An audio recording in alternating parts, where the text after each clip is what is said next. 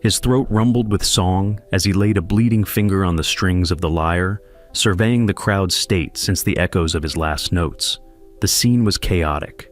Buildings were burning, corpses were starting to decay, and the crowd lay before him on the ground and attempted to tend to each other's wounds. It was ecstasy. He studied the score on the ground before looking back up.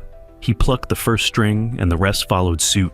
Conflicting harmonies rang through the air as he continued to play, humming along with the frail semblance of a tempo he had constructed. The audience suddenly resumed their dance as they moved against their will. Servants and philosophers alike begged for mercy, to be released and to go free. He heard their requests as the notes gradually lost their tune and meaning. For a brief second, the thought of stopping flashed in his head. He didn't care. As the city continued to burn around them, a spirit entered him. His fingers came to a halt and the music came to life. The ground had started to shift and turn. Chords dragged themselves out from under the dirt. Keys formed husks out of urine, and melodies buzzed through the air as they observed possible prey. Everyone had stopped dancing to watch it unfold, staring agape at the wonders before them. Minutes hung in the air. Flames popped and crackled. The man observed the stillness around them, as if waiting for permission to move. His eyes moved to the score still on the ground, looking back up at him. It was waiting for its conductor to resume.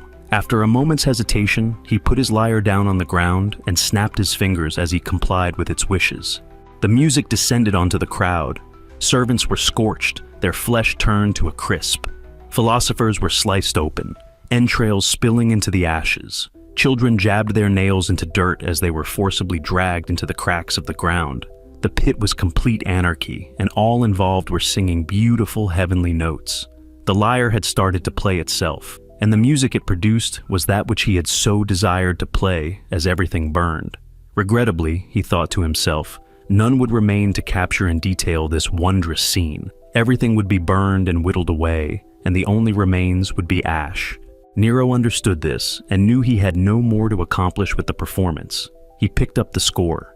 Blood trickled onto it, and satisfaction filled him. He flipped the score over and found just enough empty space. Foreign ideas and thoughts rustled in his head, and inspiration burrowed itself in him. There was still more for him to do. The symphony continued to play as he began diligently composing.